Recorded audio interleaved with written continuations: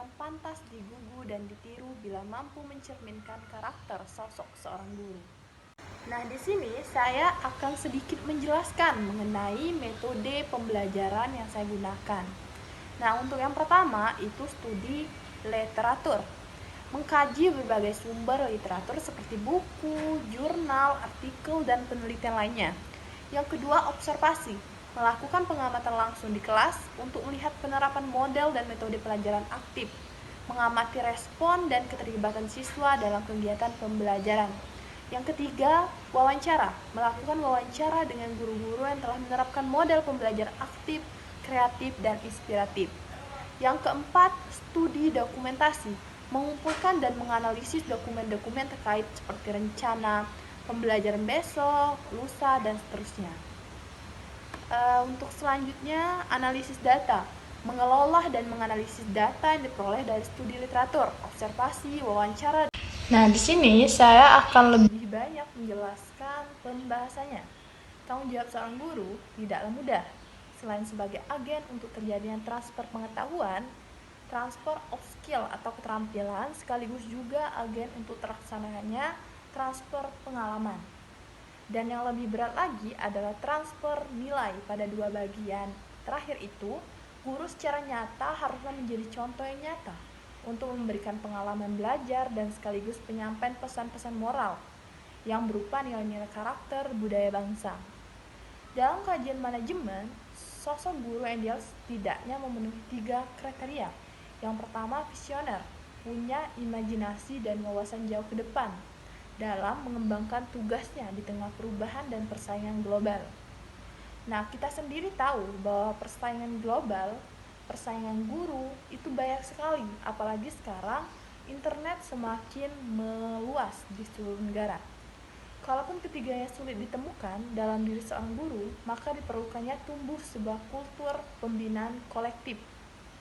Nah, di sini juga saya akan menjelaskan tentang 3 kompetensi. Yang pertama, kompetensi pribadi.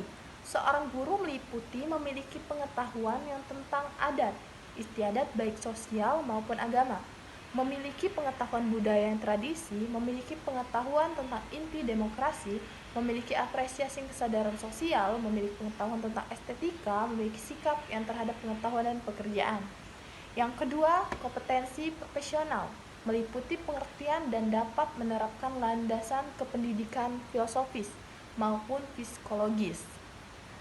Yang ketiga, kompetensi sosial guru, meliputi kemampuan berkomunikasi dengan masyarakat, bergaul dan melayani masyarakat dengan baik, mendorong dan menjunjung kreativitas masyarakat. Nah, di sini saya juga akan menjelaskan tentang kompetensi guru dalam mengembangkan pembelajaran aktif, inovatif, kreatif, dan efektif dalam menyelenggarakannya. Sebagian dari faktor yang menentukan manusia meraih keberhasilan adalah ketekunan dan berusaha yang dilandasi dengan kecerdasan, pikiran, dan keteguhan hati. Kecerdasan menentukan keberhasilan berintegrasi, keteguhan hati menjadi energi gerak, motivasinya. Masalahnya adalah bagaimana sih proses manusia menyukai sesuatu itu bisa berkembang? Logika dan suasana hati bagai pasang surut seperti air laut karena pergantian malam dan siang. Pikiran menjadi terang jika hati tenang. Hati tenang ketika logika berjalan. Pikiran tidak tenang membuat pikiran berhenti hingga lunturnya getaran kencang, katakanlah jadi hilang. Nah, siswa menyukai pembelajaran sehingga proses belajar menjadi menyenangkan merupakan harapan semua guru. Untuk mewujudkan harapan itu, berbagai prinsip dapat diterapkan. Nah, yang pertama, mengajar yang menyenangkan siswa adalah seni. Mengajar selalu membutuhkan keterampilan memainkan peran dan menerapkan skenario. Yang kedua, mengajarkan yang menyenangkan itu memfasilitasi siswa menjadi arsitek yang menentukan tujuan dan strategi belajar. Para guru sebagai pendidik, pengajar, dan pelatih adalah memfasilitasi siswa merancang tujuan dan mendorong untuk mewujudkannya. Nah, Ross dan Nicole menyatakan bahwa pembelajaran menyenangkan memiliki ciri-ciri. Yang pertama, menciptakan lingkungan tanpa stres. Yang kedua, menjamin bahwa bahan ajar itu relevan dengan manfaat dan pentingnya dalam memenuhi harapan siswa.